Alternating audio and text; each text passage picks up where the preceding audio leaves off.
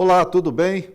Então estamos aqui para fazer uma revisão dos conteúdos para passar para vocês tudo aquilo que já foi ensinado nas duas aulas anteriores. Vamos tratar do comportamento do consumidor, vamos tratar também do composto de marketing. Então, dois assuntos que já foram passados, mas nós vamos fazer uma revisão completa para a nossa avaliação e para a gente fixar o conteúdo, para a gente ter em mente aquilo que a gente vai precisar no mercado de trabalho, correto? Então, como a gente já falou, foram discutidos anteriormente o comportamento do consumidor e o composto de marketing. E hoje nós vamos revisar os conteúdos, o modelo de comportamento do consumidor, tipos de comportamento, o processo de decisão de compra. E no composto de marketing nós vamos ver os 4 elementos principais.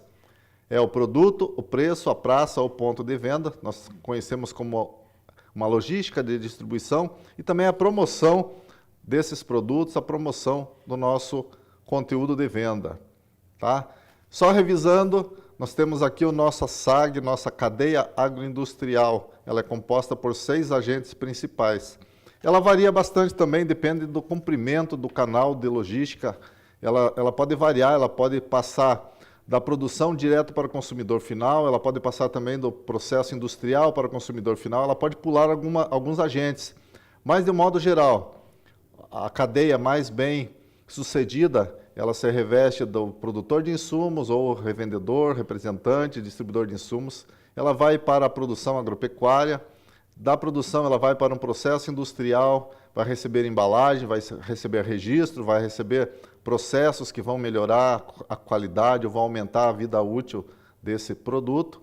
E depois ela vai ser distribuída para o atacadista, para o varejista e, por último, o consumidor final. Pelo outro lado, o consumidor final ele tem uma demanda, tem os pedidos, tem os interesses, necessidades.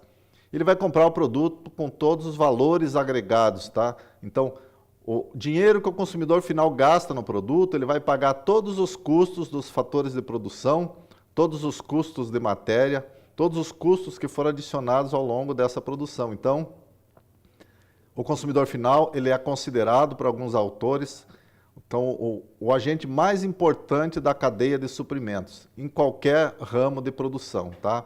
Então, tem outras pressões, ambientes institucional e organizacional, que nós vamos comentar em outra oportunidade mais a fundo, mas o consumidor final, nesse sentido, faz toda a diferença. Tá? Então, o consumidor final, como eu falei, ele é o principal agente no fluxo de um sistema agroindustrial, porque ele é disputado pelas empresas, pela importância que ele coloca em todos os agentes, pois ele responde pela colaboração monetária. Então, ele financia com o dinheiro do pagamento do produto todos os elos da cadeia produtiva. Então, o consumidor compra, paga o distribuidor com valor, o distribuidor pega a parte dele e paga a indústria pega a parte dela e paga o produtor e assim por diante, tá certo? E vai gerando a cadeia, o mercado vai se movendo. Então, para conquistar e fidelizar o cliente, o que eu preciso fazer? Então, eu tenho que entender o que o cliente gosta, como que é o comportamento dele, como que ele faz as compras, qual é o volume de compra. Então, nós somos consumidores, nós seremos eternos consumidores. Nós possuímos os desejos e as necessidades, então nós temos que entender um pouco para que a gente possa fazer boas compras, para a gente ter lucro, para a gente ter êxito nas compras, nas nossas escolhas. E quando a gente for trabalhar com outros clientes, com fornecedores, com os nossos clientes potenciais, nós precisamos atender as demandas desses consumidores. Então, temos que satisfazer o consumidor para conquistar e fidelizar ele. Então, anotem, esse item é muito importante. O que eu preciso fazer para conquistar o cliente? Para satisfazer o cliente? Então, tenho que atender as necessidades dele. Esse fato é muito importante. Tenho que satisfazer o cliente e tenho que atender as necessidades. Eu conseguindo fazer isso, eu vou conquistar o cliente, vou fidelizar o cliente, ele vai ficar satisfeito, ele vai continuar comprando sempre. Então, atender as demandas do cliente, atender as demandas do consumidor é muito importante. Quando a gente é bem atendido, quando a gente fica satisfeito com o produto, nós acabamos sendo conquistados pela marca, então nós vamos fazer propaganda dela, e nós vamos ser eternos consumidores daquela marca, correto? Então, quais seriam as necessidades nossas? Então, sabemos que as necessidades são diferentes dos desejos. Os desejos não são essenciais, são sonhos que a gente tem. Mas nós temos necessidades que podem ser básicas ou motivacionais. As necessidades básicas, elas começam pela nossa fome, nossa sede, nosso sono. Então, coisas básicas que nós precisamos fazer para a gente conseguir mantermos vivos. Então, as necessidades fisiológicas são as necessidades mais básicas. De acordo com esse estudioso, o psicólogo Maslow, um americano, ele nivelou em 5 etapas, 5 degraus aqui a pirâmide dele, e isso aqui trata do comportamento da pessoa. Então, quando nós conseguimos satisfazer as necessidades fisiológicas, nós conseguimos passar desse nível para o segundo, que seria conquistarmos a segurança pessoal, segurança familiar, a propriedade, a saúde, o emprego. Então, nós temos segurança, a gente consegue estar seguro, a gente consegue dar segurança para a família, para o nosso grupo próximo, imediato, e assim sucessivamente. Então, nós conseguimos as nossas necessidades básicas, já estamos completos, nós buscamos outras formas de necessidades, então já vem as motivacionais. Seguindo, então, para as necessidades sociais, nós pertencemos a um grupo, nós pertencemos ao grupo da escola, nós fomos eleitos para ser o representante da nossa turma, nós vamos participar da comissão de formatura, nós vamos participar da equipe lá da diretoria da cooperativa, nós vamos participar da direção da empresa. Então, nós temos uma necessidade social de pertencer a um grupo, de pertencer àquele que tem referência com a gente. Então, nós pertencemos a uma família completa, não somos mais sozinhos. Então, necessidades sociais. As pessoas precisam de outras pessoas para manter essas relações. Então, já estamos num terceiro nível de necessidade. Depois passamos para a estima. Então, eu tenho segurança, tenho saúde, dormi bem, me alimentei, já tenho meu grupo social, eu quero me apresentar bem, eu quero ser reconhecido nesse grupo, eu quero ter o respeito desse grupo. Então, necessidade de estima. Como que eu faço isso?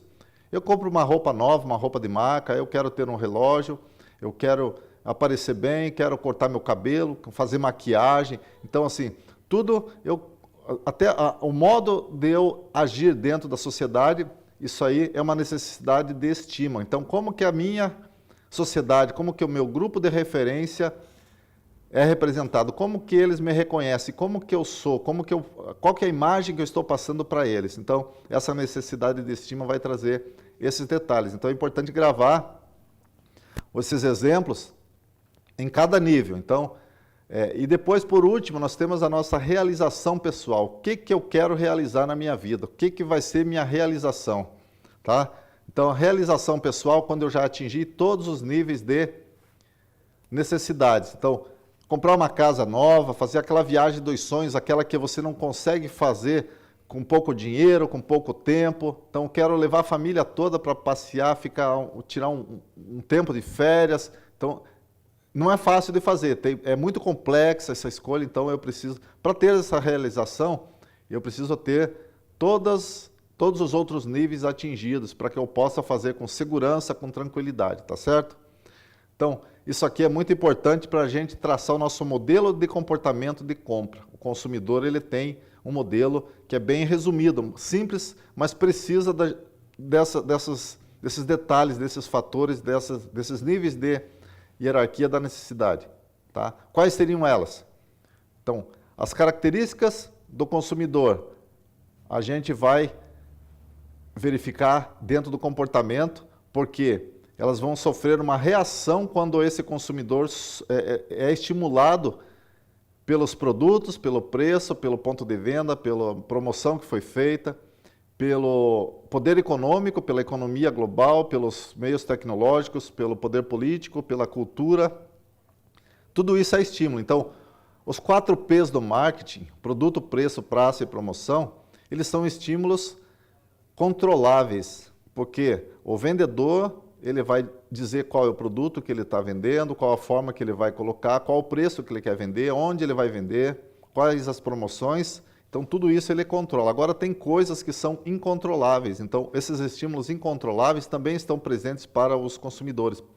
Estão presentes no dia a dia. Então, se eu fui promovido na minha empresa, se eu consegui um emprego novo, tá? Se eu recebi uma herança, tudo isso muda. Então, a economia do meu país não está bem, a economia global está mudando, ele vai influenciar na sociedade. Então, no poder econômico, e vai influenciar muito na decisão. Então, as características do consumidor vão sofrer o impacto, elas vão ter influência desses estímulos. E quando o nosso consumidor, quando nós na função de consumidor, sofremos um estímulo externo sobre o que foi ofertado, então um estímulo interno, nosso desejo, nosso sonho de ter alguma coisa, de adquirir algo, nós vamos entrar num processo de decisão. Então vejam vocês, eu tenho características pessoais, nós vamos definir todas elas. Eu sofri um estímulo, o que vai acontecer? Eu vou entrar num processo de decisão. Então essa sequência, vocês gravem, é importante, como que funciona o modelo de compra, como que o comprador ele reage, como que ele faz para adquirir algo. Então, ele sofreu estímulos, ele teve reação por meio das características e ele vai entrar num processo de decisão. Então, quando ele entra no processo de decisão, ele vai responder internamente algumas questões. Então, a caixa preta dele, a cabeça vai começar a pensar e ele vai decidir pela escolha do produto, escolha da marca, escolha do revendedor, pela frequência de compra, então, o volume de compra, tudo isso ele vai ver. Então, as respostas que ele busca estão dentro do questionamento que ele fez, na reação que ele teve diante dos estímulos que sofreu, tá? Então, o processo de decisão vai trazer essas respostas para ele. Então, qual é, então, o nosso processo? Nosso comportamento, como funciona? Então, o consumidor possui características próprias. Elas vão reagir diante dos estímulos e ele vai entrar no processo de decisão, tá certo? Então, conseguiram compreender certinho esse detalhe, esse processo, como funciona? É importante que fique bem gravado. Quais são as características do nosso consumidor?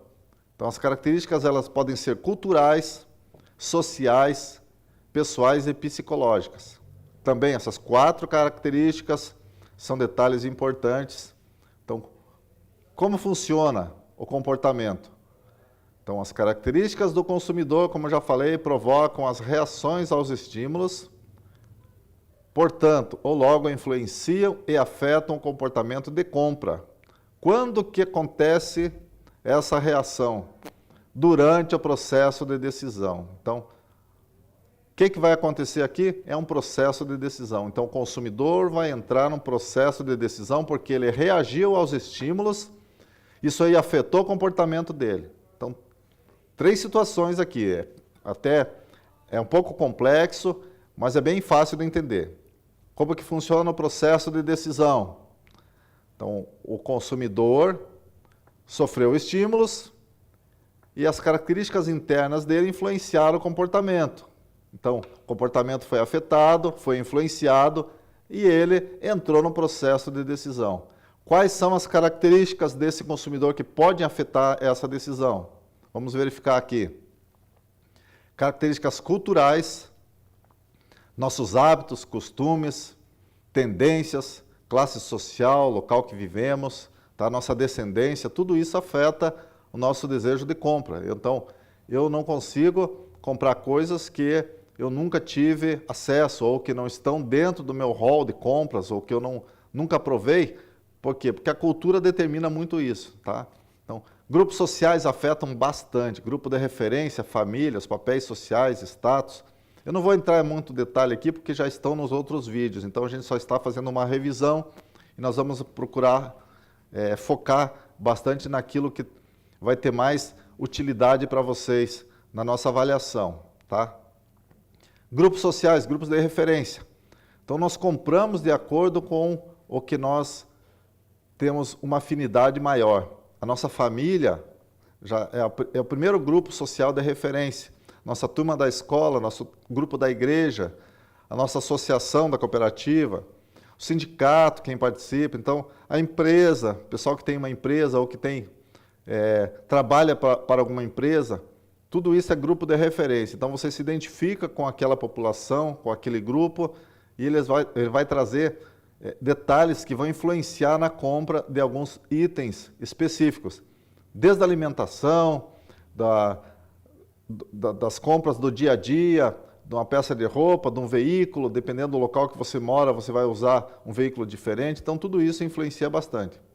A nossa idade também, então, as nossas características pessoais, idade, estágio de vida, nós mudamos o nosso comportamento de compra de acordo com o que conforme nós vamos envelhecendo. Então, nós comemos, nós vestimos, nós usamos vários itens quando somos crianças. Só que nós vamos crescendo, vamos tornando uma pessoa diferente, porque nós vamos ter experiências diferentes, vamos expandindo o nosso laço, nosso local de vivência. Isso aí vai trazendo novas tendências de compra. Então, a ocupação nossa no dia a dia, qual é a profissão que eu estou participando, que eu estou desenvolvendo, a situação financeira, se eu tenho mais dinheiro, se eu tenho menos dinheiro, isso aí muda bastante.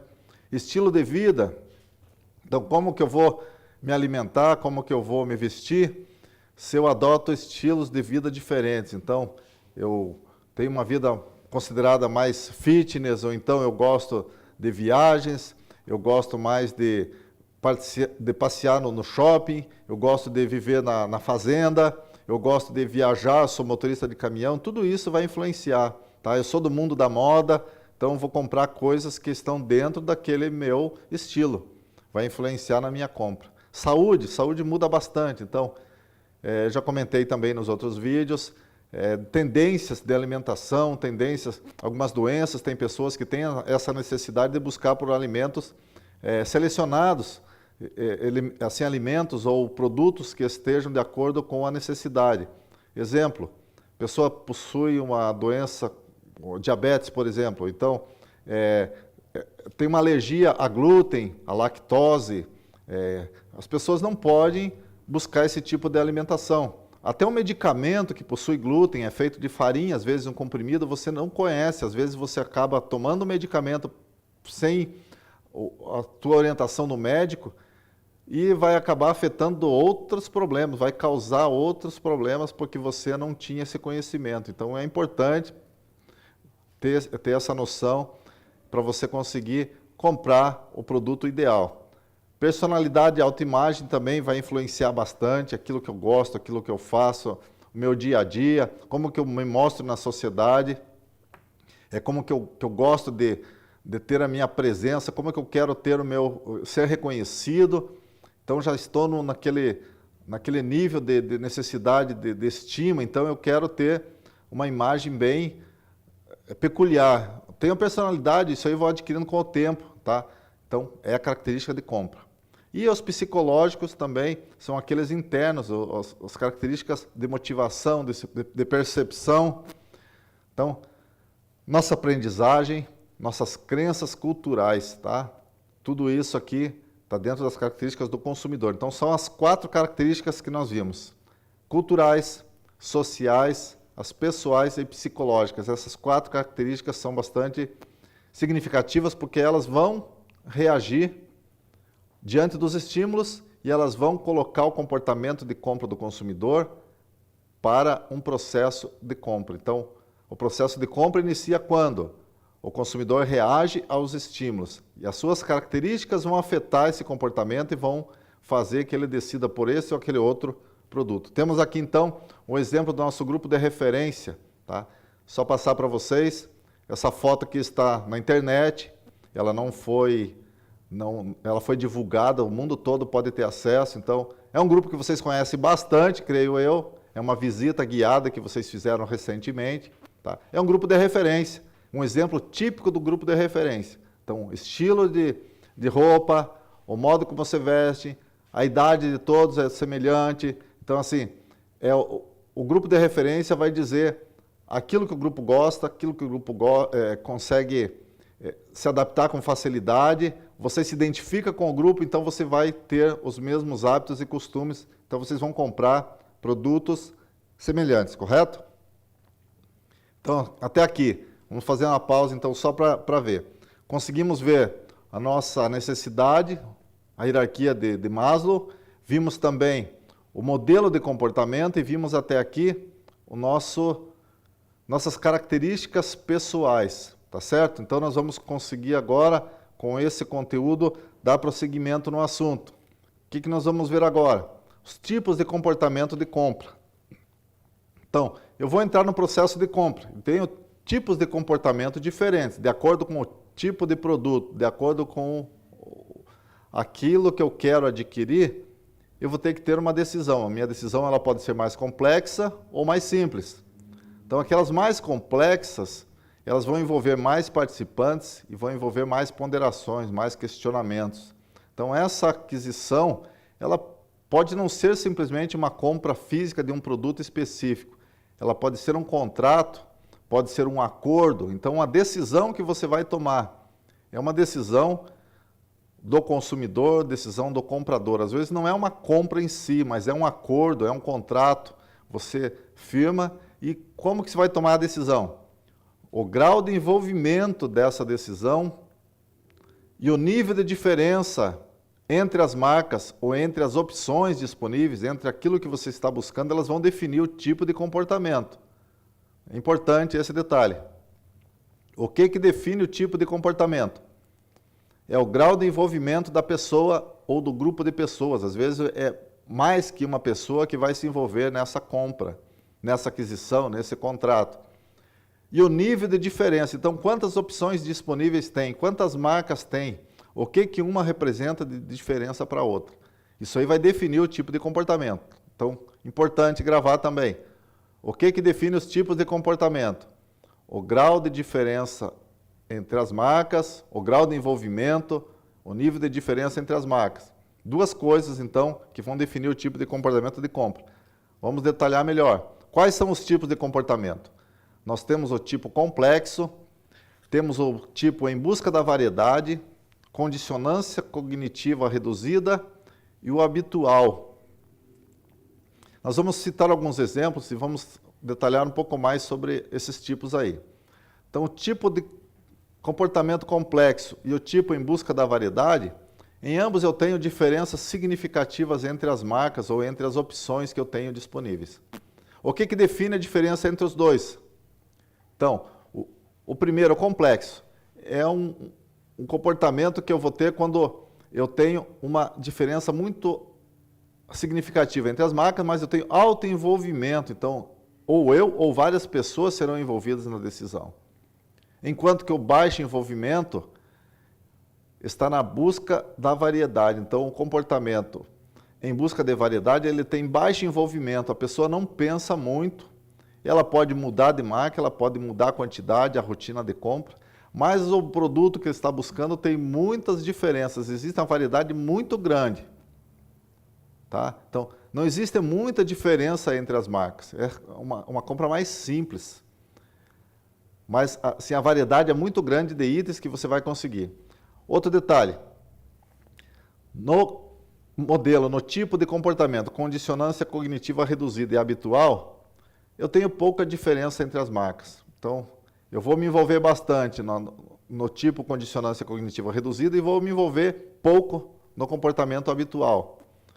Citar o exemplo aqui, eu vou passar mais à frente. Então, o habitual é uma compra simples, eu mudo de marca com facilidade, custa barato, não tenho risco nenhum. Enquanto o complexo, que é o inverso, o oposto, complexo vai ter um risco alto, vou pagar caro, eu não compro com frequência, então compro muito raro vou fazer uma compra no complexo, enquanto o habitual eu compro várias vezes, eu compro com facilidade, minha compra é de rotina. Vamos citar os exemplos agora, vamos tratar um a um.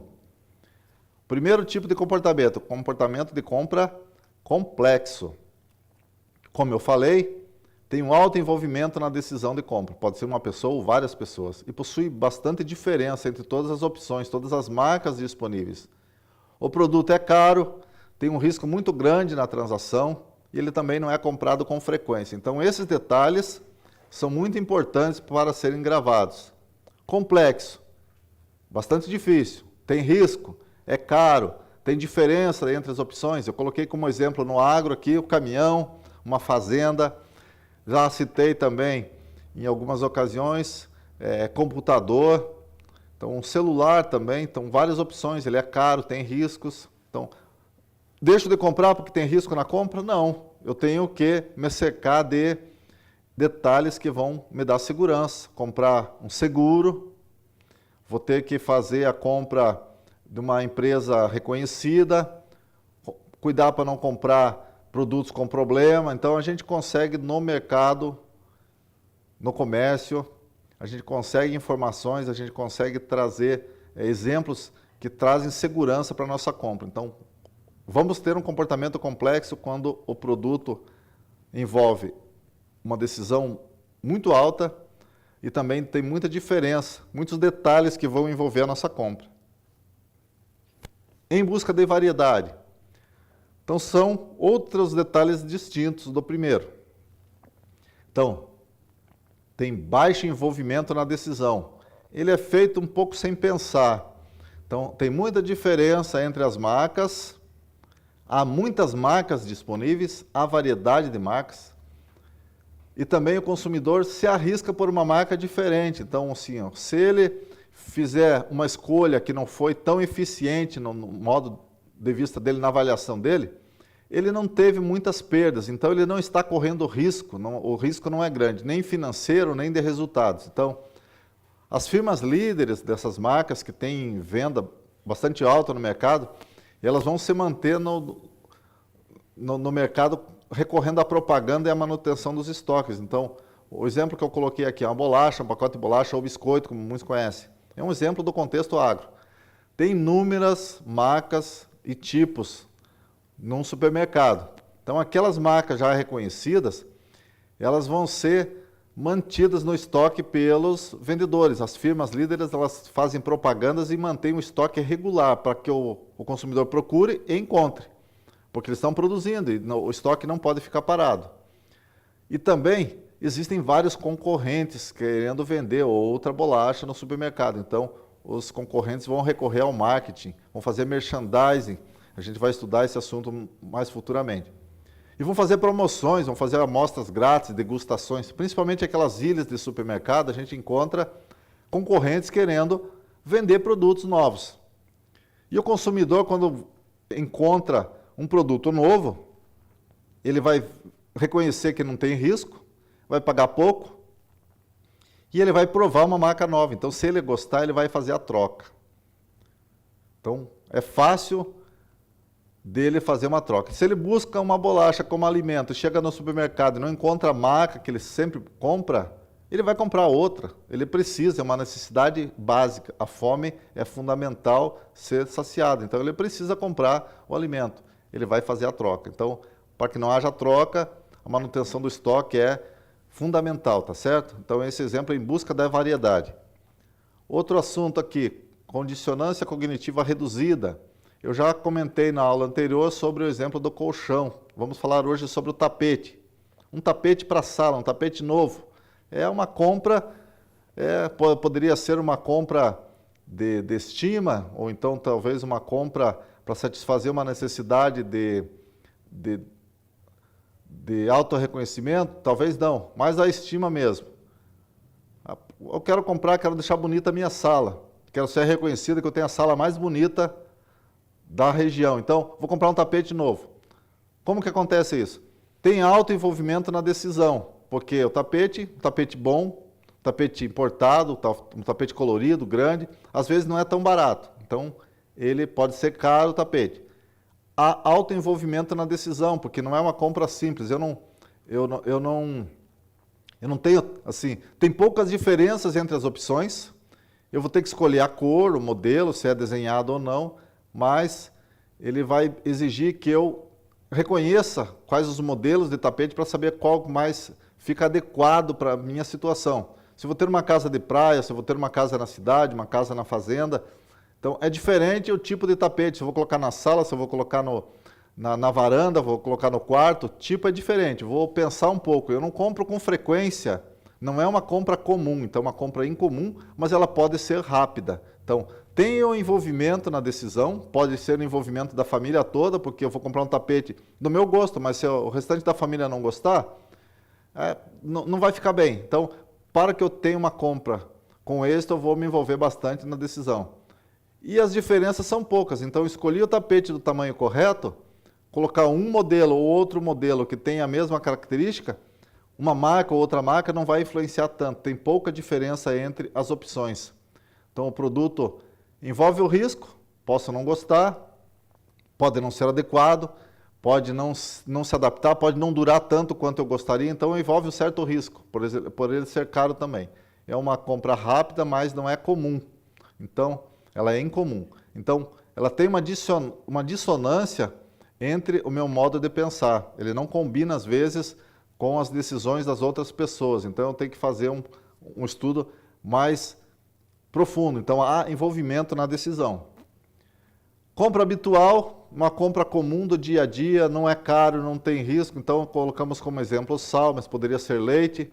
Então, se eu comprar 1 quilo de sal, semana que vem ele vai ser sal novamente, já falei isso. Se eu comprar leite de uma marca ou de outra, se eu escolher integral, por exemplo, ou desnatado, aquelas mesmas características de uma marca para outra não influenciam na qualidade. Então, é o mesmo conteúdo. Então, se eu comprar de uma marca ou de outra, não terá problema. Então, compro com muita frequência, eu não faço uma avaliação após a compra. Então, se eu comprei o produto, utilizei ele, se eu comprei sal de uma marca ou de outra, vai ser sal. Não vou ficar avaliando se estava salgado ou não, sempre estará. O leite também, tomei o leite de uma marca ou de outra também é a mesma coisa. Se for a mesma procedência, se for leite bovino, então tem outros tipos de leite também. Mas ele tem pouco envolvimento na minha decisão. Não tem muita diferença entre as marcas ou opções, correto? Então o produto apresenta um baixo custo, não tem risco na transação, está dentro da validade, eu compro com frequência. Eu não fico guardando muito a marca, então vou lá, escolho, tem disponível. Normalmente posso trocar de marca, nem percebo. E não faço avaliação após a compra, se ele foi bom, se foi ruim, continuo comprando sempre que eu preciso. Então é muito frequente, compra habitual. Essa compra habitual, ela é oposta da compra complexa. Então a compra complexa vai envolver tempo, tem risco, tem muito envolvimento, tem muita diferença entre as marcas disponíveis, tá certo? Então, guarde essa diferença, habitual e complexa é muito diferente. Temos também outros modelos, que é em busca da variedade e condicionância cognitiva. Esses 4 tipos aí tem que ser bem definidos, tem que entender a diferença. O importante é entender a diferença entre os modelos, correto? Entre os tipos de comportamento de compra, tá bem? Então, passando já agora para o processo de decisão, então voltamos lá no conteúdo inicial, que seria a nossa necessidade. Tivemos a necessidade, tivemos o desejo de comprar alguma coisa. As nossas características internas, culturais, sociais, pessoais e psicológicas, elas reagiram àqueles estímulos. Estímulos do marketing, variáveis ou invariáveis, controláveis ou incontroláveis. Os estímulos do preço, da promoção do produto ou da praça, o local que foi vendido. Ou então aquelas variáveis, os estímulos incontroláveis, econômicos, sociais, políticos, culturais. E aí, o comportamento de compra do consumidor, ele reagiu aos estímulos. Essas características fizeram que o consumidor reagisse àqueles estímulos. E aí ele entrou num processo de decisão. Então, qual é o processo de decisão completo? Ele vai reconhecer a necessidade, ele vai buscar informações, vai avaliar alternativas, vai decidir pela compra e depois da compra, em muitos casos, ele tem um comportamento pós-compra. Então, vejam bem, guardem essas etapas todas. Então, é muito importante saber a sequência correta das etapas. Como que acontece o processo de decisão? Então pode anotar, tem até uma caneta ali sugerindo a anotação. A sequência correta desse processo de decisão é muito importante. Dá uma pausa no vídeo, dá uma olhada, anota, é importante a sequência correta. Nós vamos estudar cada uma delas. Então, só para revisar.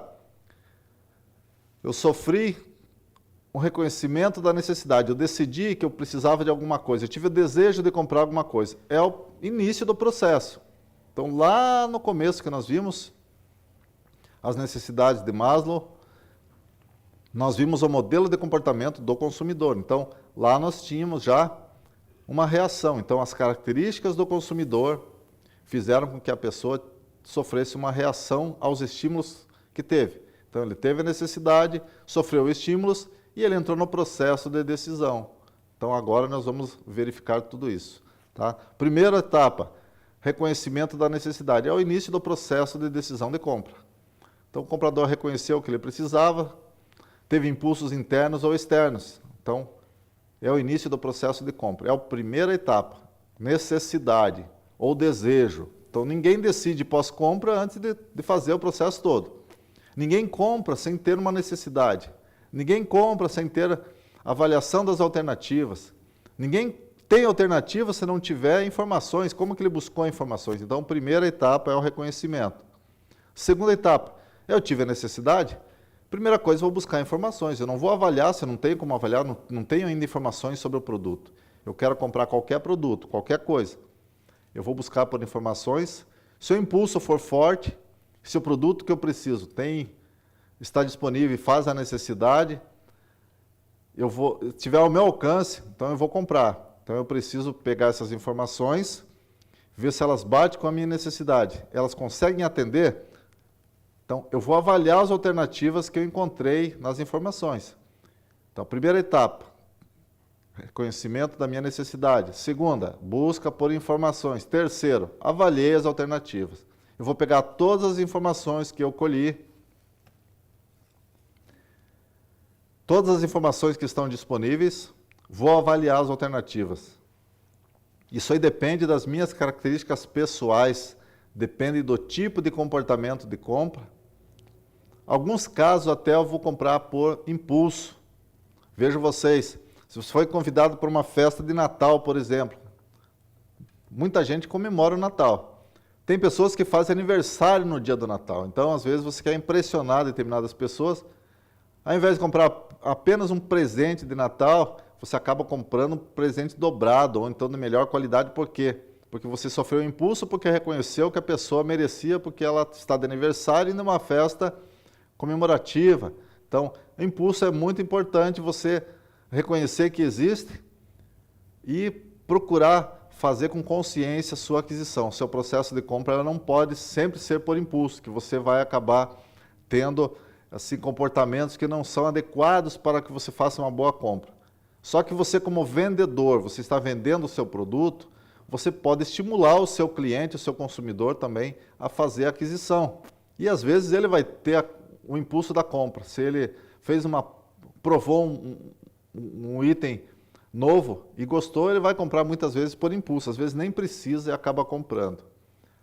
E aí, momento da decisão, é a nossa quarta etapa. Então, normalmente, os consumidores decidem pela marca favorita. Agora, se ele foi estimulado, se ele sofreu um impulso, se o merchandising for bom, então, ele vai decidir pela compra. Então, dois fatores surgem na hora da decisão. A intenção que ele teve e a decisão que ele tomou. Então, a intenção era comprar um determinado produto, mas ele teve um processo de decisão, ele avaliou as alternativas, ele viu que tinha opções novas, ele pode decidir em trocar de marca, trocar de produto. Então, a decisão pode também envolver situações que ele não esperava. A renda atual dele, o preço novo do produto, os benefícios que os produtos oferecem, a concorrência também, o que os concorrentes colocaram de novo para que ele trocasse de produto, isso aí tudo vai influenciar na situação de compra, tá certo? E por último, nós temos aqui o comportamento pós-compra. Todos nós sabemos que alguns produtos a gente vai utilizar e a gente vai conseguir avaliar ele. Então, depois que nós utilizamos, o produto ele pode superar nossas expectativas, nós ficamos satisfeitos com um produto novo. Às vezes uma marca nova, um modelo novo, e nós vamos acabar divulgando para o nosso grupo de referência, vamos acabar divulgando até na internet, fazemos comentários, fazemos avaliações, porque nós ficamos satisfeitos, ficamos encantados com o produto novo, então com o seu desempenho. Então o desempenho ele foi maior do que foi divulgado. Por isso que é tão importante, nós como vendedores, buscar fornecer informações precisas sobre os produtos.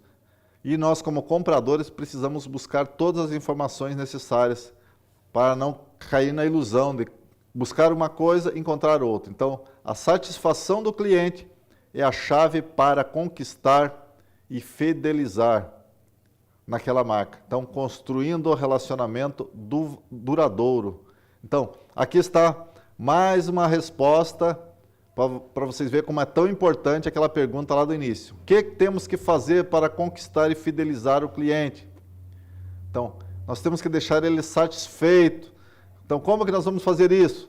Atendendo às demandas dele, atendendo às necessidades dele. Então, nós precisamos ser a solução para o cliente. Nós vamos vender a solução, nós vamos vender a experiência para ele. Então, são valores que estão além do preço da prateleira. Então, a satisfação, a experiência, são valores que nós criamos para as coisas. Então, nós temos que ter a satisfação de ter aquele melhor produto, de ter feito uma compra correta. Então, nós vamos ter um relacionamento duradouro com a marca, com a empresa. Então, para conquistar e fidelizar o cliente, nós temos que atender às demandas e às necessidades. Então, temos que satisfazer o cliente, conquistando e fidelizando ele, para atendendo às necessidades e demandas, correto? Até aqui nós conseguimos revisar o nosso comportamento do consumidor. Então, a partir de agora, nós vamos revisar o composto de marketing. O composto de marketing seria o produto da compra. Seria aquilo que está no mercado, que está sendo oferecido. Então, o consumidor tem o comportamento, tem o formato, os tipos de compra que ele já conhece. Ele tem o processo de compra, vocês já conhecem o processo de compra do nosso consumidor, já conhece como que vocês funcionam também um pouco na hora da compra, decisão que vocês têm. Então, nós vamos aprender um pouco sobre produtos, preço, canais de distribuição e a promoção. Então, os 4 P's, eles estão dentro do composto de marketing. Esses canais de distribuição, por que ele se torna 4P? E os canais entram junto? Porque os canais de distribuição envolvem a praça. Então, a praça é o local onde é vendido, a praça ou o ponto de venda. Os canais de distribuição são muito importantes dentro desse composto. Quais seriam, então, os 4 P's? O produto, aquilo que nós estamos buscando no mercado, que seria a solução para o nosso problema ou para o nosso cliente. Outro item importante é o preço, a praça ou ponto de venda e a promoção. A promoção é a maneira que eu vou divulgar o produto ou que a empresa está divulgando o produto, tá certo? Qual é o conceito dos 4 P's do marketing? Nosso composto. Os 4 P's do marketing, eles são instrumentos básicos da administração mercadológica. Tudo que se tratar de mercado, de transação, em qualquer negócio do mundo, nós temos esses 4 P's dentro. Então, quais as características, qual é o tipo de produto, tudo isso, o que foi agregado de valor, qual é o preço que tem ele, então onde está sendo vendido local, está sendo vendido no mundo todo, tem loja física, não tem. O mundo todo trabalha com isso. Então, esse é um conceito desses autores Tejon e Xavier. E o composto de marketing ele é definido porque ele é um conjunto de elementos que representam todas as atividades da empresa. Então, esses 4 itens estão dentro de qualquer empresa, os 4 P's. Ele é o principal objetivo que desperta o desejo de compra do consumidor. O principal objetivo de despertar o desejo é os estímulos controláveis, os 4 P's do marketing. Então, é importante saber esse detalhe. Qual é o conceito dos 4 P's? São instrumentos básicos da administração do mercado. Por que é importante? Porque ele tem o objetivo de despertar o desejo de compra do consumidor. Então, esses 4 P's, eles estimulam o nosso consumidor, suas características internas, e ele vai entrar num processo de decisão de compra. Então, vocês viram que a gente está voltando ao assunto anterior do comportamento do consumidor? Então, isso aqui é um detalhe bem interessante. Então, são variáveis controláveis. Nós conseguimos controlar o preço do produto. Se não está bem, se eu não consigo concorrer, eu tiro o produto do mercado. Então, vou encerrar o ciclo de vida desse produto. Ah, mas ciclo de vida eu conheci outra coisa. Nós já vamos ver o que é ciclo de vida para o mercado, tá certo? Continuando então. O que seriam produtos? Nosso primeiro P.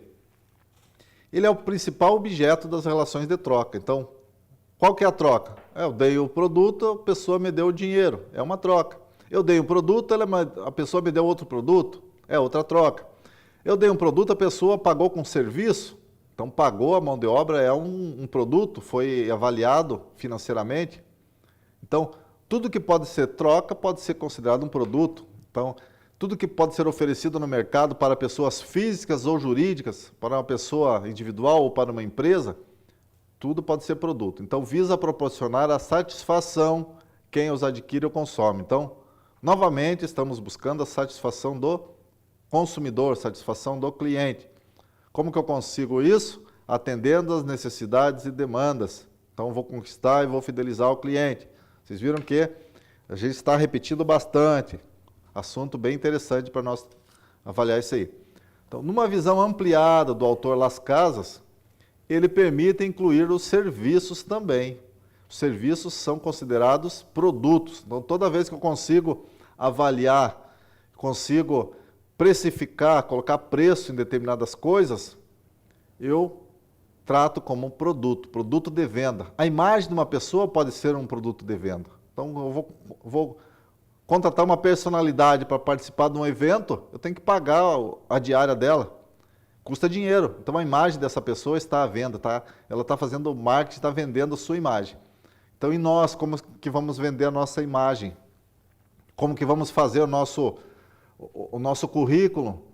Então, temos que vender passar uma imagem mais positiva nossa. Então, vamos acelerar esse nosso currículo, vamos fazer uma imagem boa, vamos aumentar o nosso valor de mercado. Não vamos ser um a mais, vamos ser diferentes, tá certo? Então, vamos ampliar a visão e vamos incluir essa nossa imagem como serviço, vamos aumentar o valor do nosso salário pela nossa imagem. Então, vamos organizar dessa maneira. Então, serviços são considerados, então, produtos. Outras situações, lugares, organizações, personalidades, as marcas, tem marcas com valor muito alto no mercado. Então, são considerados produtos também. Essa venda de imagem, venda de serviços também é produto para mercado. O que se refere, então, a produto? Produto se refere ao que a empresa vende, ou que a pessoa vende. Então, é a solução para o cliente e ele pode ser precificado, eu posso colocar um preço, eu posso calcular quanto vale aquilo. Então, hoje em dia mesmo, até um bem intangível, como software ou garantia estendida, eles funcionam como produto. Você sabe como funciona a garantia estendida? Sabe como funciona um bem intangível? O que é um bem intangível? Uma palavra até incomum para algumas pessoas. Tá? Software, todo mundo já sabe. É aqueles programas, aplicativos de celular, de computador, de uma empresa, de uma máquina agrícola. Tudo isso funciona com software. É um programinha que tem lá dentro, até uma máquina de lavar a roupa, você programa ela, tem um programinha lá dentro, um software, chamado de software. Então, esses softwares são considerados bens intangíveis. Você não consegue tocar. Então, guarde essa palavra, intangível. É muito vista nos serviços, é uma característica do serviço. Intangível, você não consegue tocar. Então, lembra da tangente das aulas de matemática? Que passa pela borda, tocando levemente, tá? Então, assim, uma maneira fácil da gente entender. Só que o serviço eu não consigo ter esse toque, não consigo encostar nele, não consigo ver a textura, não consigo cheirar, não consigo ver como está funcionando na frente do meu olho, ele não aparece. Então, intangível, o software ou o serviço é intangível. Tá? Então, o serviço ou o bem que é intangível, ele não possui as características organolépticas. Essa palavra a gente vai ver mais à frente, quando formos tratar mais de mercado. Organolépticas, vocês já estudaram, já viram também?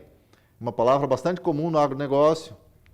Então, características organolépticas, ela trata de demonstrar as propriedades de cor, de sabor, de textura, de brilho, de cheiro, odor no caso. Então, assim, tudo que tem característica organoléptica pode ser considerado um produto tangível, você consegue tocar. Normalmente as frutas e os alimentos, as roupas, perfume, tudo assim se destaca mais, são bens tangíveis. Agora, o serviço não é tangível, então eu não tenho características organolépticas nos serviços. E a garantia estendida, como que funciona? É um produto também. Então, comprei um computador, e o computador tinha uma garantia de fábrica por 1 ano, por exemplo. Então, eu posso adquirir uma garantia estendida comprando mais 2 anos de garantia separadamente. Vem agregado no valor do produto a garantia estendida? Não, não vem. Pela nossa legislação brasileira, a garantia estendida ela deve ser vendida separadamente.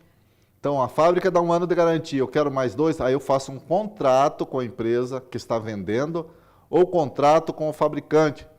Então, a garantia é vendida separadamente. Então, a garantia ela não agrega valor ao produto. Guardem isso. Garantia estendida, ela não agrega valor ao produto. A garantia que já está no produto é uma lei. Pode ser que já esteja agregado o valor da garantia normal de fábrica. Você já comprou, já vem a garantia, já está calculado o custo da produção daquele item. Mas a garantia estendida, ela não pode ser colocada no valor do produto. Ela deve ser vendida ao consumidor separadamente. Então, você vai fazer um contrato de serviço. Esse contrato de serviço, você consegue ver o contrato, mas a garantia você não vê ela. Então, é um bem intangível. Você só vai utilizar se você tiver algum problema, você vai precisar no futuro, aí vai resolver a situação. Mas você não consegue, só consegue ver o documento em si. Então, os serviços, normalmente, elas têm essas características intangíveis. Então, deu para entender? Então, garantia estendida, ela precisa ser vendida separadamente, ela não agrega valor ao produto. Então, esse é considerado um serviço. Então, tem outros tipos de serviços também, a gente vai passar uma lista para vocês. E sobre as decisões de produto, elas limitam-se exclusivamente às características físicas e qualidade? Também não. Então, eu vou comprar um produto, eu quero saber da qualidade, quero saber como que é o produto. Mas só isso que importa? Não. Então, não é exclusivamente as características físicas. Pensem bem isso. Não é somente a qualidade. Tem muito mais coisa envolvida. Não é só dois detalhes que vão diferenciar um produto do outro. Então, eu vou comprar um produto, vou decidir pela compra de um produto. Eu não posso só olhar características físicas e a qualidade dele. Então, tudo que estiver envolvido dentro do produto, eu tenho que levar em consideração. Então, a marca, o design, a embalagem, que são características físicas ali. A qualidade também pode estar vindo dentro desse design, dentro da embalagem. Eu tenho registro, vários registros, licenças para esse produto ser feito. Eu não posso ficar comprando qualquer produto que não seja registrado, que não seja reconhecido. Imagine vocês comprar um presente para o irmão de vocês, um brinquedo, ou para os filhos de vocês, futuramente, e comprar um brinquedo que não seja registrado no Inmetro, que não tenha garantia qualquer. Então, pode dar um acidente com essa criança. Então, os registros são muito importantes. Isso aí vai definir uma decisão muito grande no produto. Então, não é só características físicas, não é só qualidade. Ciclo de vida e ciclo vegetativo. É diferente. Faço uma ressalva aqui, porque ciclo de vida, ciclo vegetativo, sazonalidade, perecibilidade, são termos semelhantes, mas todos diferentes. Então, ciclo de vida do produto significa, desde que o produto foi criado, ele foi feito um projeto, foi feito um estudo, foi desenvolvido, foi colocado no mercado, ele vendeu, só que veio um concorrente, começou a vender mais, ele não foi vendido mais, acabou a venda dele. Então, ele para de ser fabricado. Então, é um ciclo de vida, é o tempo de duração que aquele produto vai ficar no mercado. Ciclo vegetativo é diferente. O vegetal, ele vai nascer, vai crescer, vai dar fruto, vai ser colhido esse fruto, ele amadureceu e ele morreu. Então, se não for colhido na época, ele morre. Tá? Então, o ciclo vegetativo é diferente do ciclo de vida de um produto. O produto feito numa indústria, ele pode durar pouco tempo, pode durar muitos anos. Enquanto que o ciclo vegetativo ele tem um tempo determinado. Sazonalidade de produção é diferente do ciclo vegetativo, porque sazonalidade significa a estação que produz aquele produto. Só que nós temos produtos hoje que eles são aplicados algumas técnicas de produção que eles podem ser produzidos o ano todo. Então, temos, por exemplo, um exemplo que é a fruta uva. Sabemos que a fruta ela precisa de um período de frio, regiões mais frias, só que ela não produz o ano todo. Temos regiões de outros locais no país que hoje já produzem frutas até 4 safras anuais. Então, por que foi desenvolvido isso? Para que esse produto fosse distribuído para a população em qualquer época do ano. Isso aí ajudou bastante, porque diminui os custos, diminui os preços para o consumidor e consegue manter a cadeia sempre cheia de produtos. Então, você consegue encontrar nos supermercados uva qualquer época do ano. Se eu não tenho uva na minha região, eu acabo buscando de outras regiões produtivas, então a logística vai se encarregar de trazer. e perecibilidade. Imagine vocês, uma uva in natura, ela tem um período de duração. Uma uva passa, que é uma uva seca, que é usada também muito na nossa alimentação, e ela já tem uma duração muito maior. Então, a perecibilidade de um produto in natura ou um produto industrializado, ela varia muito. Então, perecibilidade, sazonalidade, ciclo de vida e ciclo vegetativo, então, são diferentes. Então, são decisões de produtos, que eu estou citando de alimentação, mas existem muitos outros tipos de produtos que existem ciclo de vida, e muitos deles ciclo vegetativo. Tá? Características dos serviços, como eu falei, nós vamos tratar as 4 características aqui. São outras decisões também, produtos considerados serviços. Ah, mas serviço para mim nunca foi produto, professor. Eu sei disso. Eu também imaginava uma época assim. Mas quando você consegue fazer um contrato, consegue vender o seu serviço para alguém, ele é um produto da venda. Então, para o mercado, ele é considerado produto. Então, as características dos produtos são importantes. Qual a principal delas? Intangibilidade. Eu não consigo tocar nela, ela é intangível. Então, características dos serviços, intangibilidade. Guardem esse detalhe também. Qualidade, variedade, diferenciação, diversificação, segmentação, escala de produção. Tudo isso é decisão do produto. Eu não vou aprofundar muito nessas características aqui, porque nós vamos ter uma aula somente para verificar isso no futuro, tá? Então não vai ser objeto da prova, qualidade, variedade, diferenciação, diversificação, segmentação, escala de produção, isso aqui ainda não vai ser aprofundado. Mas as características de serviço, ciclo de vida, vegetativo, isso aí tudo é assunto da nossa avaliação também. Então, as decisões do produto não são exclusivas das características físicas e nem da qualidade. Então, tem muito mais. Então, muito mais coisa. Guarde isso. Então, como exaltar e agregar valor ao produto? Então, nós precisamos agregar valor aos produtos para aumentar nossa renda. Nós iríamos discutir, mas como a nossa aula não está sendo transmitida online, a gente vai somente passar à frente aqui, tá certo? Quais seriam as respostas principais? Para exaltar as qualidades e colocar valor no nosso produto, nós temos 3 itens básicos aqui, que é a embalagem e apresentação, registro de identificação geográfica e denominação de origem e descomotização. Importante, essas 3 respostas são muito importantes. Detalhes da embalagem, característica, marca, rótulo, slogan, a forma de apresentação, tamanho das embalagens, os desenhos das embalagens, material que foi feito em embalagem, tudo isso vai identificar o produto, tá? Então aqui a marca e a embalagem, elas são importantes fatores de diferenciação, pois elas associam os consumidores aos atributos e experiências. Elas protegem os fabricantes e consumidores. Também identificam um produto individual ou uma linha de produtos. Às vezes tem uma marca, você vai e compra pela marca, você chega lá, tem vários produtos da mesma linhagem. As marcas, elas produzem vários itens, colocam suas marcas, então o consumidor já está acostumado com a marca, acaba comprando, porque já tem uma referência, já está satisfeito com aquele produto que ele comprou anteriormente. Então ele vai pela marca, nem sempre pelo item que precisa. Então as marcas vão diferenciar uma das outras, os consumidores, eles têm experiência, vão guardar, e os fabricantes, eles se sentem protegidos.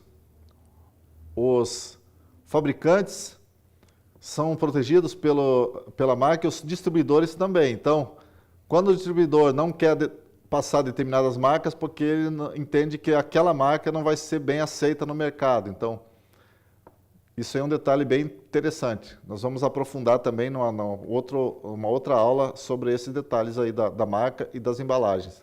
Então, as embalagens, elas são consideradas por alguns autores, inclusive esse Las Casas, ele fala que os vendedores, as embalagens, elas são as vendedoras silenciosas do produto. Por quê? Tem gente que compra pela embalagem, tem gente que gosta de uma embalagem, um perfume, uma garrafa de bebida, um alimento, talvez, para usar essa embalagem até para decoração depois no futuro. Então, a embalagem vende porque ela é um vendedor que não está falando com você, mas ela está estimulando a sua característica. Então, a embalagem é muito importante no produto. Vai te dar outra ideia, então ela vai aumentar o valor. Então, marca, design, embalagem, marca, qualidade, embalagem, ela vai aumentar o preço, então vai agregar valor ao produto, correto? Entenderam como funciona? Então, facilita o uso da embalagem, ela conserva o produto, ajuda a vender, pode ser reutilizado, você pode reutilizar a embalagem para um monte de coisa. Então, tem várias embalagens que você reutiliza, desde pacotes, caixas, vidros, garrafas, tudo pode ser reutilizado. Então, são considerados bens retornáveis ou materiais reutilizáveis. Então, nossa cadeia de logística reversa trabalha muito com isso. Outro item que pode agregar valor ao serviço, ao produto ou ao serviço. A indicação de procedência e denominação de origem. Coloquei 2 exemplos aqui. Indicação de procedência remete ao país, cidade ou região, localidade que tenha estabelecida a reputação. Então, grande centro produtor. Ela não reúne fatores locais exatos ali, aquelas características específicas daquele terroir que a gente chama, daquele local, onde tem ali o tipo de solo, quantidade de chuva, quantidade de sol. Não, isso aí, a indicação de procedência, ela fala de uma região como um todo. Então, Vale dos Vinhedos, é no Brasil. Então, tem várias pessoas no Vale dos Vinhedos, várias propriedades, vários tipos de terra, passa de um município para outro. Então, foi o vale total. Todos que têm propriedade no Vale dos Vinhedos podem ter um selo de qualidade que remete àquela região e vai dar valor ao seu produto. Quem tem o selo Vale dos Vinhedos, aumenta e muito o valor do seu produto. Então, indicação de procedência. Ela não relaciona com a reunião dos fatores locais, mas sim com a localização, com aquele grande centro produtor. E pelo outro lado, denominação de origem. Denominação de origem é uma característica, uma qualidade exclusiva daquele local. Exatamente, só naquele local do mundo, do planeta, temos aquelas características. Quantidade de chuva, temperatura média anual, tipo de terreno, qual que é o tipo de cultura da população, como que eles fazem a produção daquele item. Ela é muito detalhista e rigorosa quanto à qualidade. Então, aqui nós colocamos aqui a garrafa de champanhe. Por que ela se chama champanhe? O nome já diz tudo. Ela foi produzida na cidade de Champagne, uma localidade de Champagne, lá na França. Somente lá que produz a verdadeira. Conhecemos outros espumantes aqui no Brasil, de outras diversas partes do mundo, mas a champanhe, só aquela que é produzida na França, ela tem um selo de qualidade. Então, quanto custa para colocar esse selo num produto? Quanto custa para colocar o selo de indicação de procedência num produto? Então, vocês podem procurar nos mercados, procurar na internet, qual é o valor para colocar um selo. Então, são dezenas de reais só pelo selo. Então, você compra o produto com selo, ele tem a garantia daquela qualidade. Se comprar hoje, o ano que vem, vai ser a mesma qualidade, tá? O mesmo gosto, mesmo sabor, tudo certinho. E descomotização. Eu coloquei aqui o exemplo da carne, tá? Para quem consome bastante, sabe que tem uma diferença muito grande entre exportar a carne, tipo commodity, pegar a carne bruta, tira os pedaços e embala e vende. Então, compra 1 quilo de carne, o que vale mais? 1 quilo de carne do dianteiro do boi? 1 quilo de carne do dianteiro daquela qualidade Angus? Então, vocês viram que já aumentou um pouco. Então, eu já coloquei um nome diferente ali, estranho. Opa, mas isso aí vai dar valor. Então, se eu comprar 1 quilo de carne dianteiro Angus certificado, com embalagem, com marca, então, já com processo ali de conservação. Então, quantas pessoas, quantos processos, quantos itens, quanta pesquisa foi adicionada. E se eu pegar o mesmo pedaço de carne, 1 quilo de carne dianteiro Angus, com certificado, com marca, com embalagem, aquele selo carbono neutro, e se eu pegar uma carne maturada dry aged? Vocês já ouviram falar desse tipo de carne? Então, o que é a carne maturada dry aged? É uma carne que ela vai para uma câmara fria, controlada rigorosamente entre 0 e -2, por no mínimo 30 dias. Ela pode ser consumida com 30, com 45, com 60 dias. Então a carne ela vai desidratando, ela vai perdendo o peso dela, perde até 50% do líquido, ela não estraga, não congela totalmente, mas ela tem que ser muito bem cuidada, ela não pode ter variação de temperatura, senão ela vai estragar, vai perder a qualidade. Então para manter as qualidades, ela vai ter que ser mantida com controle rigoroso. Vai exigir pessoal treinado, equipamentos especiais, assim, uma experiência muito boa, vai exigir consumo de luz elétrica, vai exigir tudo aquilo que naquela vendida in natura não teria. Então, tudo isso vai ser adicionado. E como ela vai perder peso, então, o que eu pagaria num quilo vai ser no mínimo 2, porque ela vai perder a metade do peso dela. E todos os custos que foram adicionados. Então, se eu fizer um cálculo assim, aproximado entre 1 quilo de carne comum para 1 quilo dessa carne processada, ele vai variar, vai aumentar em 800 a 1000%. Então, o que seria R$20 em uma, vai ser R$200 na outra. Tá? Os chefes de cozinha estão adorando esse modelo aí, porque é a melhor carne do mundo, é a mais saudável, ela é a carne que ela tem a quebra das fibras, tem a quebra do colágeno interno, então ela fica a carne muito macia. Tem gente que já não gosta pelo sabor, que modifica o sabor. Ela destaca um quinto sabor que ninguém conhecia, que é um sabor meio adocicado entre o doce e o salgado ali. Então, assim, é diferente. Tem gente que gosta, tem gente que não gosta, tem gente que nem conhece ainda, mas é uma inovação. Então, descommoditização. Eu vou diferenciar o meu produto, eu vou colocar um valor agregado dentro do produto, então eu vou ganhar dinheiro sobre o que eu estou produzindo diferente dos outros. Vou aumentar a longevidade, aumentar a validade desse produto, vou melhorar a qualidade, porque vai ficar uma carne muito macia, e vou tirar daquele pacote da commodity. Não vou vender mais por quantidade, vou vender a qualidade. Então, a experiência que a pessoa vai ter, vai comprar junto com o meu produto. Então chegamos aqui no terceiro item que agrega valor aos produtos. Então, só para revisar, o que agrega valor ao produto? Primeiro, embalagem, marca e a qualidade do produto. Segundo fator que agrega bastante valor, identificação de procedência e também a nossa denominação de origem. E por último, agrega muito valor a diferenciação ou a descomoditização. Então, assim, agrega valor ao produto. Então, são 3 fatos, 3 itens que eu gostaria que vocês guardassem bastante, tá? E o que seria o ciclo de vida? Eu já falei lá atrás. Então, o ciclo de vida é o tempo de duração de um produto que foi criado ou desenvolvido. É diferente da validade do produto. É diferente da validade de um produto perecível ou não perecível. Então, um produto comum, um calçado, eu desenvolvo ele, vou introduzir no mercado, ele vai crescer nas vendas, vai ser expandido pelas promoções, pela publicidade. Ele vai atingir um nível de maturidade, onde vai aumentar meu lucro, aumenta o número de vendas, aumenta o nível de produção. Só que, em determinado momento, um concorrente inventou um produto novo. Então, acabou vendendo também, diminuiu o número de vendas e começa a diminuir o lucro. É hora da minha empresa parar de produzir aquele produto. Então, encerrar o ciclo de vida do meu produto, tirar ele do mercado, por quê? Porque o ciclo de vida acabou.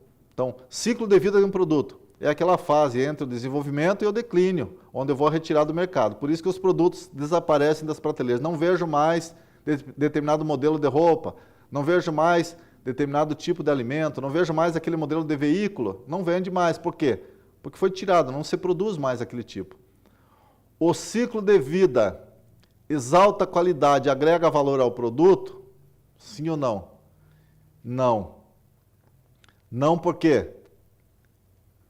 Porque o que agrega valor ao produto é a sua qualidade, é a sua embalagem, o seu formato, a sua marca, a denominação de origem, a descomoditização, tá certo? Então guarde isso.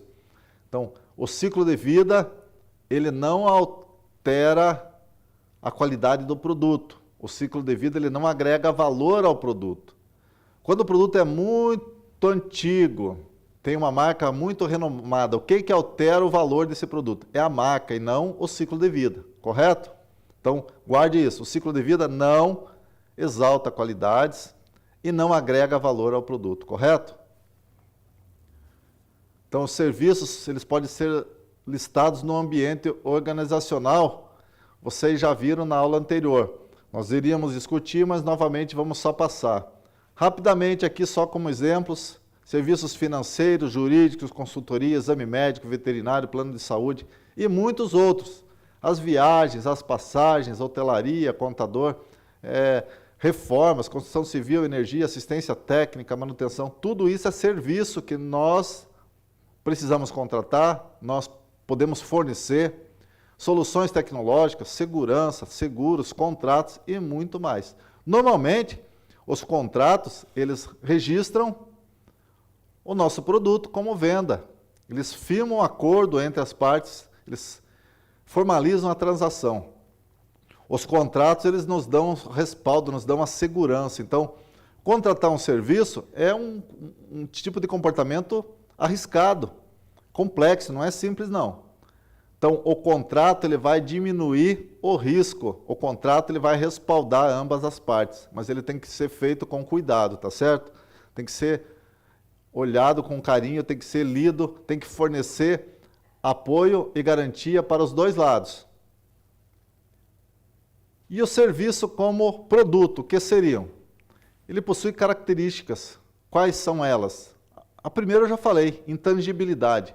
O serviço ele não pode ser visto, não pode ser tocado, sentido, ouvido, não pode ser cheirado antes da compra. Eu vou comprar um serviço, eu vou contratar um serviço. Eu digo compra porque eu estou adquirindo um produto que muitas vezes é conhecido como serviço. É um produto, vou comprar ele. Comprei uma mão de obra, a pessoa vai fazer um galpão novo na minha propriedade e eu paguei ele. Então, é um produto. Qual que é o produto da nossa transação? É a contratação do serviço. Ele pode ser sentido, ouvido? Não. Outra característica, inseparabilidade. O serviço não pode ser separado do seu provedor. O que significa isso? Eu contratei a mão de obra porque somente aquela empresa, somente aquele funcionário, aquele executor, ele consegue fazer aquele modelo de telhado que eu tanto quero na minha varanda da casa. É um modelo específico, muito bonito, muito bem acabado, só ele faz daquele padrão que eu quero. Eu não consigo separar esse fornecedor do serviço. Se eu pegar esse profissional e tirar dali e mandar outro no lugar, não vai ser a mesma coisa. Então, não consigo separar o serviço de quem executa. Então, inseparabilidade é uma característica dos serviços. Outra característica, perecibilidade. Então, o serviço ele é igual o nosso produto in natura, também tem perecibilidade. Ele tem um determinado tempo de uso, eu não posso separar ele para venda no uso posterior. Então, assim, o serviço ele tem um determinado período que eu consigo fazer. Se eu pego um serviço, por exemplo, de uma garantia estendida, ele vai ter um tempo que ele vai acabar. Então, o tempo de uso dele, o tempo que eu posso aproveitar daquilo que eu contratei, ele não pode ser ultrapassado aquele limite de tempo, ele não pode ser separado para vender no futuro. Então, eu contratei um serviço para determinado prazo, até determinado prazo eu tenho que solicitar a conclusão. Então, eu não posso estender além daquilo que eu fiz o contrato, que eu fiz a compra, tá certo? Então, ele perece ao final daquele prazo, ele acaba, então ele se encerra. Eu não posso passar isso para depois. Então, e outra, por último, a característica da variabilidade. Como eu já falei lá na parte da inseparabilidade, ele tem uma variabilidade também. Então, a qualidade ele pode variar bastante. Ela depende de quem, de quando e onde é executado. Então, a qualidade do serviço depende daquela pessoa, daquele executor, daquela empresa, daquela máquina. Depende de quando que está fazendo. Vou fazer uma colheita de soja, vou contratar alguém para fazer, mas está chovendo, então não vai ser a mesma qualidade de um dia seco. Isso aí varia bastante. Então, como é executado, é uma variabilidade. Então, as características, intangibilidade, inseparabilidade, Perecibilidade e variabilidade são as características dos serviços. Qual que é a principal delas que eu já comentei? Intangibilidade. Então, os serviços não podem ser tocados, não podem ser sentidos, não podem ser ouvidos ou cheirados antes da compra. Eles são intangíveis, assim como outro exemplo que eu citei dos softwares, tá? E o preço? Então, o preço do produto é outro item, o segundo P do nosso composto de marketing, que ele vai variar bastante. Então, no estabelecimento do preço de um produto, somente o lucro da empresa vai ser levado em conta para colocar o preço no produto final? Claro que não. Então, o preço ele está embutido, todos os custos de produção, tudo aquilo que vai ser agregado dentro da cadeia produtiva, distribuição, impostos depois, na hora da venda, vai ser levado em conta até a logística reversa. A empresa precisa retirar do mercado aqueles produtos que tiveram vencimento, precisa recolher as embalagens dos produtos, hoje em dia existe legislação ambiental para isso. Então, no estabelecimento do produto, então assim, no preço do produto, não é somente o lucro da empresa. Então, tem que levar em consideração muitos outros detalhes. Então, guardem essa informação. Preço do produto. Não é só o preço da matéria-prima, não é só o preço da minha mão de obra, da produção, não é só o preço da indústria, não é só o preço da logística, não é só o preço da garantia, não é só o preço dos seguros, tá? Um monte de coisa. Então, tudo isso é considerado preço. Então, o preço ele é o custo para o mercado e o custo para o cliente. Quem vai pagar a conta é o consumidor final. O preço estará embutido no produto final e o cliente que vai pagar. O que seria o preço máximo? Então, o preço máximo é definido pelo mercado. Então, não adianta eu querer vender 1 quilo de arroz, um quilo de feijão por R$100. Eu não vou conseguir vender. Por quê? Porque os outros concorrentes vendem o mesmo produto com o preço melhor. Então, os consumidores já conhecem no mercado quanto custa cada item. Os consumidores sabem quanto custa um veículo, quanto custa uma casa. E eles vão comprar aquilo que está abaixo do preço máximo. Não adianta eu querer vender um produto ou comprar um produto com preço maior. Comprar até eu posso, mas não é vantagem para mim. Então, eu vou comprar um produto que esteja dentro do preço ideal. E o preço mínimo que eu posso vender um produto? Eu tenho que cobrir pelo menos todos os custos totais e tenho que pelo menos tirar alguma margem de lucro. Senão vou estar trabalhando para os outros. Vou fazer uma ação social e vou produzir e vou distribuir. Eu tenho alguma finalidade nisso, então nessa atividade. Então, preço mínimo eu preciso colocar pelo menos uma pequena margem de lucro. Então, chegar a determinada margem de lucro, eu posso vender. Ah, não consigo vender por esse preço mínimo.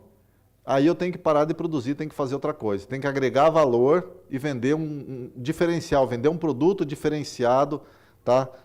Para conseguir um lucro maior. O que seriam custos totais dentro do preço?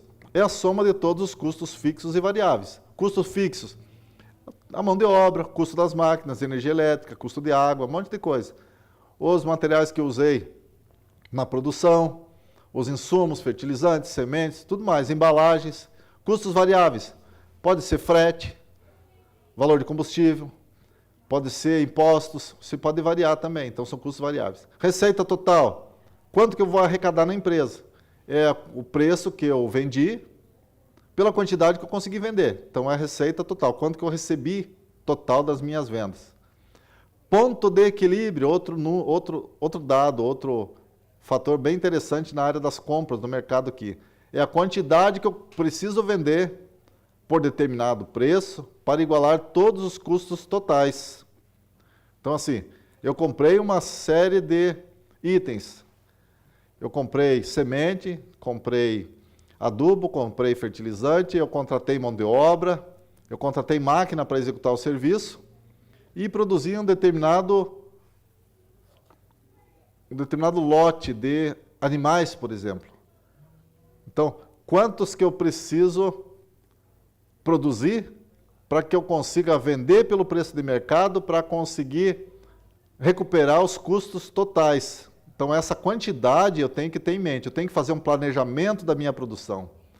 Eu tenho uma empresa que eu vou só revender, também tenho que fazer o planejamento dos custos totais para ver se a quantidade que eu pretendo vender para o mercado, ela vai chegar num ponto de equilíbrio. Então, se eu não chego no ponto de equilíbrio, não é um negócio que eu possa fazer. Então, o preço é muito importante nesse detalhe.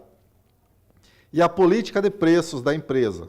Tem uma opção que vai ser adotada para atingir objetivos. Então, como que eu vou vender? Como que eu vou fazer a minha política de preços?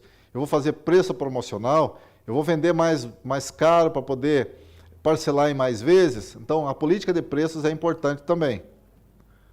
E sobre preço ainda, outras definições. O preço ideal. O preço ideal deve cobrir todos os custos. Produção, promoção, distribuição. O preço ideal ainda precisa permitir o lucro, maior lucro possível. O preço ideal, então, precisa cobrir todos os custos, precisa ter a margem do lucro, e o preço ideal, além disso, precisa ainda ser competitivo em relação aos concorrentes. Então, o preço ideal, ele tem que cobrir os custos, deve permitir lucro e deve competir com os concorrentes. São 3 fatores bem interessantes aqui. Então, o preço ideal é o melhor dos mundos. Então, assim, se a gente combinar, como o professor Luiz até comentou na aula que eu assisti ontem, então o preço ideal, ele deve cobrir todos os custos. Então, vou combinar com o nosso mercado, vou combinar com o nosso fornecedor, vou combinar com todo mundo. Então, não vai sair caro, vai dar maior lucro, vou competir com os concorrentes, vou cobrir os custos, então eu vou obter lucro. Então, qual que é o lucro? Então, nós não temos novamente a nossa interação, mas o lucro. O lucro é aquele valor que eu vou pagar todas as contas e eu vou retirar, é o saldo que vai sobrar da minha venda, tá certo? Então, o lucro é aquele valor que vai sobrar das minhas vendas, que eu já pagando todos os custos da produção. E tudo isso que a gente viu. Então, a qualidade do produto ela deve ser mantida a qualquer custo, a qualquer meio. Que tudo que eu tenho que fazer para melhorar as vendas, eu não posso interferir na qualidade do produto. Eu não posso diminuir a qualidade, fazer um produto com uma aparência pior, mudar a embalagem, colocar uma embalagem de uma qualidade ruim. Então, eu tenho que manter a qualidade, a apresentação, por quê? Sempre para conquistar o cliente, para manter a fidelidade do cliente. Então, tem que manter a qualidade do produto sempre. E praça e ponto de venda, o que seria isso? É matéria da outra aula, do professor Luiz também, mas faz parte dos 4 P's, o composto de marketing. Então, nosso composto de marketing, o 4P. A distribuição significa praça ou ponto de venda. Então, a logística de distribuição do produto no mercado é a nossa praça. Ela envolve todas as atividades do canal de distribuição e todas as atividades da movimentação física. Então, estocagem, armazenagem, transporte, tudo mais, tudo isso é praça ou ponto de venda. O que ela vai incluir? Processamento dos pedidos, atacado e varejo, local de venda. Então, se eu vou vender só na minha cidade, se eu vou distribuir para todo o Brasil, para todo mundo, vou colocar na internet, onde estão os armazéns, o manuseio, o controle, frete, transporte, tipos de entrega, tudo isso é praça ou ponto de venda. É o nosso 4P do marketing. Então, quais seriam os principais nesse sentido? Os atacadistas e os varejistas, eles são os intermediários, os distribuidores intermediários. A diferença entre eles, vocês já ouviram falar de vendedor atacadista, vendedor varejista? Então, os atacadistas, eles têm um porte maior, eles vendem somente para outros intermediários e para indústrias, eles compram direto do fabricante. Eles compram em grandes quantidades e vendem em pequenos lotes. Eles promovem treinamentos para a rede toda, para o canal de distribuição, providenciam financiamentos, eles vendem a prazo maior, tudo mais. Eles dão assistência técnica, dão assessoria. Tá? Então, os atacadistas, eles trabalham sempre de forma organizacional, sempre numa forma empresarial de grande porte. Eles não vendem direto para o consumidor. Os atacadistas, então, eles têm empresas maiores. Os varejistas são diferentes. Os varejistas, eles vendem diretamente para os consumidores. Eles vendem unidades, eles vendem pequenos volumes. Eles podem ser independentes, o varejista pode ser uma pessoa autônoma, pode ter uma lojinha pequena, pode ter um quiosque de autoatendimento, numa calçada, numa loja, num shopping. Pode ser uma grande rede, uma cadeia de redes, vários supermercados, várias lojas da mesma marca. Então temos como exemplo as lojas de departamentos, temos os supermercados, os shopping centers. Pode ser um vendedor de porta em porta também, então também é varejista. A pessoa chega, vai vender, vende na rua, quem mora na cidade conhece mais. Mas no interior também existem vendedores ambulantes que passam nas casas vendendo as coisas. Então é um varejista, é um modelo de venda. Então ele está dentro da nossa distribuição. Então, diferença entre eles. Os atacadistas não vendem para os consumidores finais. Eles vendem para intermediários e indústrias. Eles compram dos fabricantes. Os varejistas, eles compram dos atacadistas e compram também das fábricas ou dos produtores. Então, eles vendem direto para os consumidores. Eles podem ser independentes, podem também ser em cadeias, em redes, tá? Então, aqui é a diferença. Então, quando o produtor vende direto para o consumidor, ele tem poucas possibilidades de vender bastante, de produzir mais. Agora, quando ele entrega para o intermediário, vendeu para o mesmo número de pessoas, intermediários. Então, cada intermediário vai ampliar o número de consumidores. Então, aqui, se eu tenho um intermediário, eu tenho 9 consumidores aqui nesse nosso formato. Agora, quando eu toco e passo para 2 intermediários, o segundo intermediário também multiplica para 3 destinos. Então, eu venderia para 27 consumidores. Vocês viram como nosso placar aqui nesse nosso formato deu 3-9. Qual é mais vantagem? Vender para 3 consumidores ou para 9? Então, vamos colocar nosso produto para intermediários. Isso aqui pode ser uma maneira de vocês agregar valor à produção de vocês, aumentar a produção. Então, a vantagem proporcionada pelos nossos intermediários é muito grande. Então, o ponto de venda é bem interessante. E para finalizar aqui o nosso 4P, a nossa promoção se refere a todo tipo de comunicação. Por que fazer comunicação no meu produto? Por que promover ele? Porque eu preciso convencer o consumidor para ele preferir o meu produto em relação aos outros. Então, ele vai agir no mercado de vendas. A promoção que eu estou falando aqui é divulgação. Não é baixar preço, fazer uma promoção de vendas, não. A promoção aqui é fazer publicidade do produto, fazer publicidade da marca, fazer publicidade da empresa. Então, ele vai promover a empresa e a marca através da divulgação, tá? Então, a divulgação do produto para o mercado ele pode ser com a propaganda, com a publicidade, com as vendas, pode ser na internet, navegadores, redes sociais, o merchandising também. Essa promoção aqui é um assunto de uma aula toda nossa no futuro, então a gente não vai aprofundar muito, tá certo? Então, vamos tirar a dúvida aqui. Refere-se a todo tipo de comunicação necessária para convencer o consumidor a preferir o produto em relação a outros, tá? Então, a promoção aqui é sobre a divulgação do nosso produto ou da nossa marca, tá certo? Então, vimos muita coisa, tá? Eu sei que pode estar passando pela cabeça de todos aí um caminhão de assuntos, mas não é difícil não. Então, revisamos o modelo de comportamento do consumidor. Qual seria?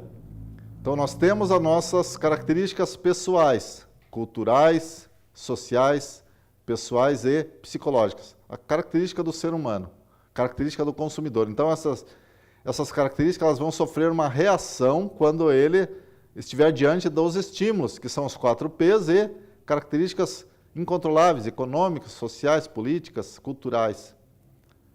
E aí ele vai entrar num processo de decisão de compra. Então, o modelo de comportamento é esse, a reação do consumidor diante dos estímulos que vai fazer ele entrar no processo de decisão de compra. Quais os tipos de comportamento? Então, nós temos o comportamento complexo, em busca da variedade, condissonância cognitiva reduzida e também o habitual. Processo de decisão, outro item que nós vimos, está dentro do comportamento também. Processo de decisão, nós iniciamos pelo reconhecimento das necessidades. Subimos para a busca de informações. Terceiro, avaliação das alternativas. E só depois, quarto, decisão da compra.